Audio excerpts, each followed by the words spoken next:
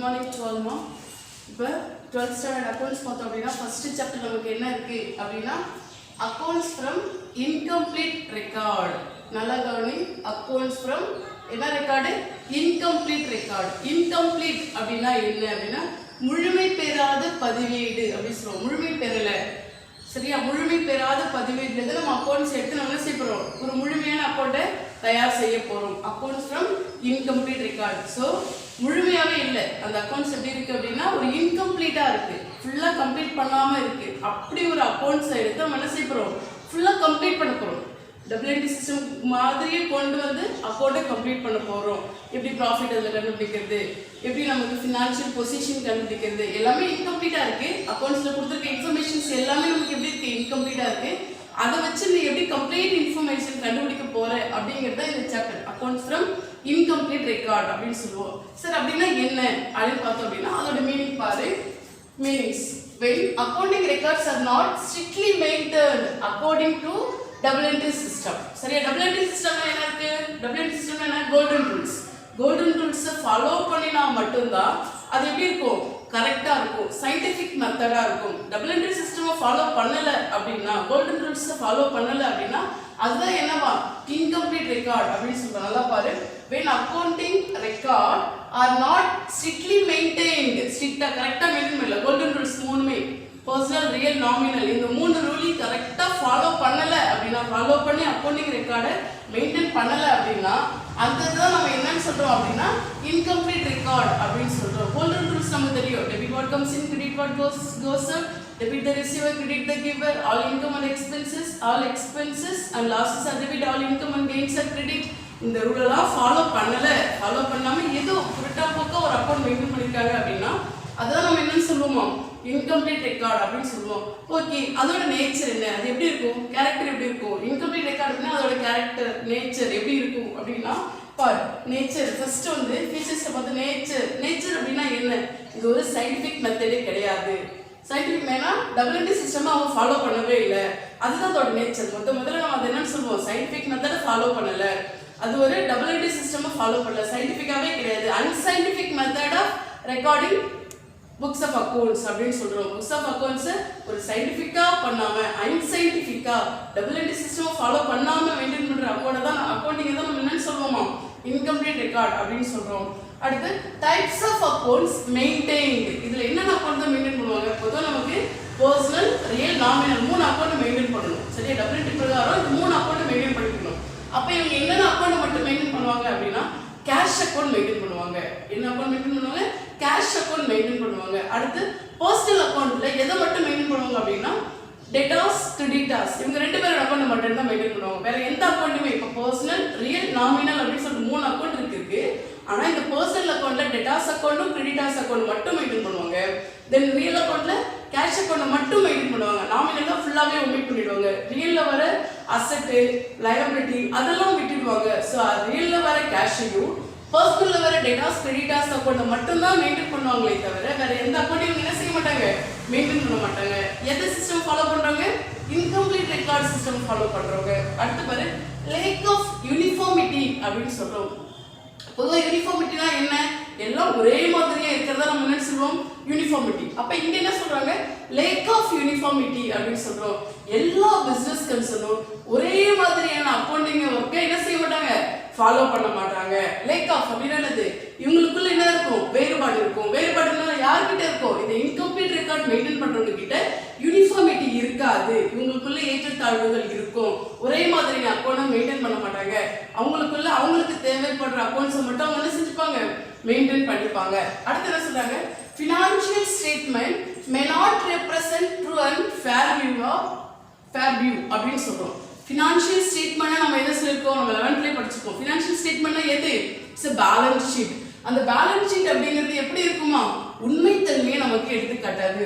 True may not represent true and fair view அப்படின்னு சொல்றோம். So அது உண்மைத்தன்மையை நமக்கு காமிக்காது. எது? Balance sheet. இங்க ஃபினான்ஷியல் ஸ்டேட்மெண்ட் அப்படிங்கிறது பேலன்ஸ் ஷீட். அந்த பேலன்ஸ் ஷீட் நம்ம எப்ப ப்ரிப்பேர் பண்ணுவோம்? End of the accounting period. Accounting period முடிஞ்ச அந்த லாஸ்ட் ஒரு நாள் இருக்கு இல்லையா? அந்த நாள்ல தான் நம்ம இதை ப்ரிப்பேர் பண்ணுவோம். ஏன்? நம்ம கிட்ட எவ்வளவு அசெட் இருக்கு, எவ்வளவு லைபிலிட்டி இருக்கு, எவ்வளவு லிக்விடிட்டி இருக்கு, எவ்வளோ அன்லிக்விட் இருக்கு அப்படிங்கிறத தெரிஞ்சுக்கிறதுக்காக நம்ம என்ன செய்வோம், ஃபினான்ஷியல் ஸ்டேட்மெண்ட் ப்ரிப்பேர் பண்ணுவோம். ஸோ அந்த மாதிரி ப்ரிப்பேர் பண்ணினாலும் இந்த இன்கம்ப்ளீட் ரெக்கார்டில் அப்படி ஒரு ஃபினான்ஷியல் ஸ்டேட்மெண்ட் ப்ரிப்பேர் பண்ணாலும் அது என்ன செய்யாதான், மே நாட் ரெப்ரசன்ட், உனக்கு உண்மைத்தன்மை என்ன செய்யாது, காமிக்கவே காமிக்காது அப்படின்னு சொல்றோம். அடுத்து சூட்டபிலிட்டி, இந்த இன்கம்ப்ளீட் ரெக்கார்ட் அப்படிங்கிறது யாருக்கு மட்டும் சூட் ஆகும் அப்படின்னா எல்லாருக்கும் இது சூட் ஆகாது. Small size sole trader and partnership firm, இவங்க 2 பேருக்கு மட்டும் தான் என்ன செய்யும் அப்படின்னா இந்த இன்கம்ப்ளீட் ரெக்கார்ட் சூட் ஆகும்.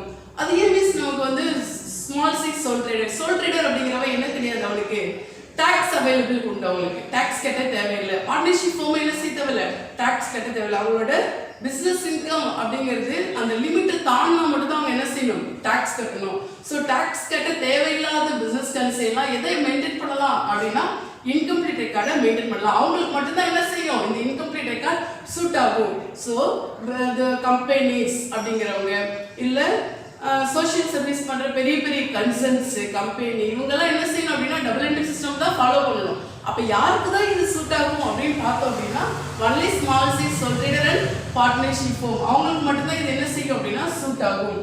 அடுத்து mixing up of personal and business transaction. பொதுவா நம்மளோட பிசினஸ் என்டிட்டி கான்செப்ட் பிரகாரம் பிசினஸ் அப்படிங்கிறது வேற, அந்த ஓனர் அப்படிங்கிறது வேற. அதுதான் நம்ம டபுள் என்ட்ரியோட முதல் ரூல், முதல் கான்செப்ட் அப்படிதான் நம்ம சொல்லுவோம். ஆனா இந்த இன்கம்ப்ளீட் ரெக்கார்ட்ல என்ன செய்வாங்க அப்படின்னா பர்சனல் டிரான்சாக்ஷனை கொண்டு வந்து என்ன செஞ்சிருவாங்களாம், பிசினஸ் டிரான்சாக்ஷனோட இணைச்சிருவாங்க அப்படின்னா. இப்போ நம்ம வீட்டுக்கு ஏதோ சோஃபா வாங்குறோம் இல்லை வீட்டுக்கு ஏதாவது ஸ்டாக் வாங்குறோம் அப்படின்னா வீட்டுக்கு வாங்கி வச்சுட்டு வந்து நம்மளோட கம்பெனியில எழுதி வச்சிருது. நம்மளோட பிசினஸ் ஆர்கனைசேஷன்ல வந்து நான் இப்படி ஒரு பொருள் வாங்கினேன் அப்படின்னு சொல்லி செலவு கொண்டு வந்து பிசினஸ் அக்கௌண்ட்ல காமிப்போம். அப்படி யார் இதை காமிப்பாங்க அப்படின்னா இன்கம்ப்ளீட் ரெக்கார்ட் மெயின்டைன் பண்றவங்க பர்சனல் டிரான்சாக்ஷன் கொண்டு வந்து எங்க காமிச்சிருவாங்களா, பிசினஸ் டிரான்சாக்ஷனோட இணைச்சிருவாங்க. ஸோ இந்த மாதிரி இதெல்லாம் தான் எது அப்படின்னா இன்கம்ப்ளீட் ரெக்கார்டோட ஃபீச்சர்ஸ் அப்படின்னு சொல்றோம்.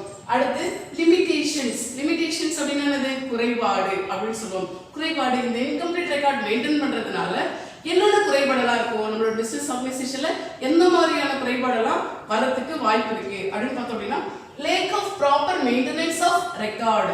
அவங்க வந்து ரெக்கார்ட் மெயின்டைன் பண்றது எப்படி இருக்குதா, ப்ராப்பரா இருக்காது. எப்படி சொல்றோம், அவங்க என்ன செய்யறாங்க, என்னென்ன ரெக்கார்ட் தான் மெயின்டைன் பண்றாங்க நம்ம பார்த்தோம் அப்படின்னா பர்சனல் அக்கௌண்ட்ல டெட்டாஸ் அக்கௌண்ட்டுக்கும் கிரெடிட்டாஸ் அக்கௌண்ட்டுக்கு மட்டும் தான் ரெக்கார்ட் வச்சிருக்காங்க.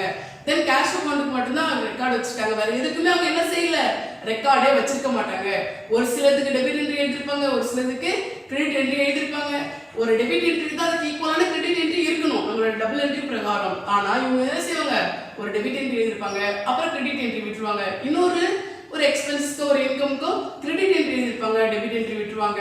டெட்டாஸ் அக்கௌண்ட் வச்சிருக்காங்க, கிரெடிட்டாஸ் அக்கௌண்ட் வச்சிருக்காங்க, கேஷ் அக்கௌண்ட் வச்சிருக்காங்க. இதை தவிர வேற எந்த அக்கௌண்ட்டுமே அவங்க கிட்ட என்ன செய்யல இல்ல. அதனாலதான் அவங்க என்ன சொல்றோம், lack of proper maintenance of record அப்படின்னு சொல்றோம். அடுத்து difficulty in preparing trial balance. பொதுவாக நம்ம ட்ரையல் பேலன்ஸ் எப்படி ப்ரிப்பேர் பண்ணுவோம், ஒரு டெபிட் பேலன்ஸ் ஒரு கிரெடிட் பேலன்ஸ் ரெண்டுமே வச்சு தான் நம்ம என்ன செய்வோம், ட்ரையல் பேலன்ஸ் ப்ரிப்பேர் பண்ணுவோம். இதுக்கு முன்னாலே நம்ம பார்த்துருக்கோம் ட்ரையல் பேலன்ஸ் எதுக்காக ப்ரிப்பேர் பண்ணுவோம் அப்படின்னா அரித்மெட்டிக்கல் அக்யூரேசி கண்டுபிடிக்க தான் நம்ம என்ன செய்வோம் அப்படின்னா ட்ரையல் பேலன்ஸே ப்ரிப்பேர் பண்ணுவோம்.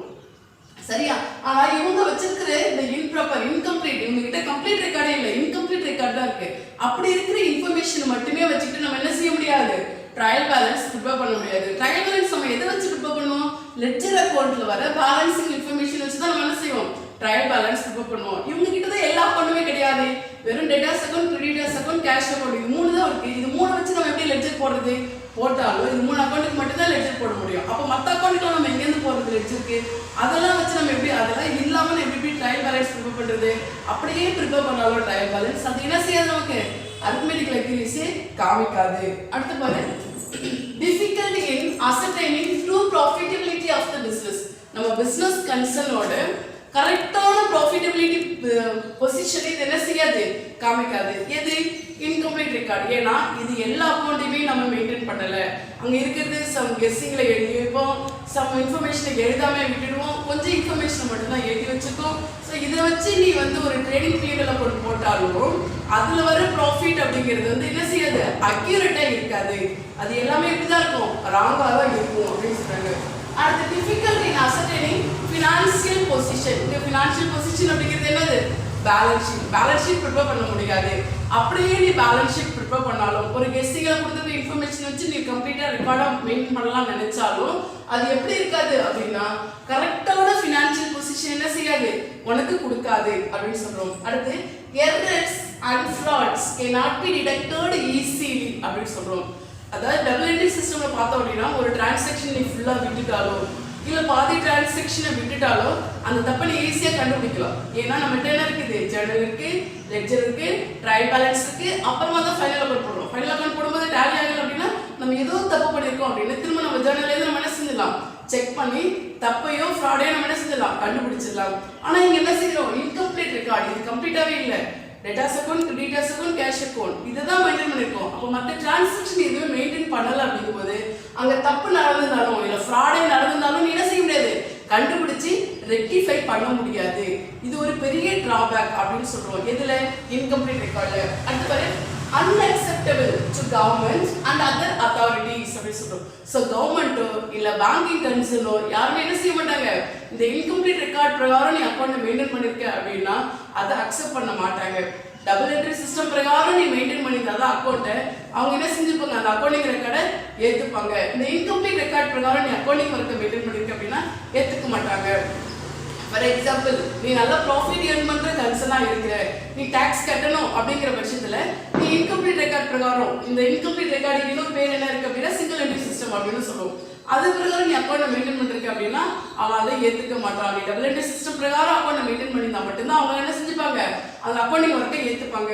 இன்கம்ப்ளீட் ரெக்கார்ட் பிரகாரம் அக்கௌண்டிங் ஒர்க்கை நீ பண்ணியிருந்த அப்படின்னா அதை அவங்க என்ன செஞ்சுக்க மாட்டாங்க, ஏத்துக்க மாட்டாங்க. அன்அக்செப்டபிள் அப்படின்னு சொல்றோம்.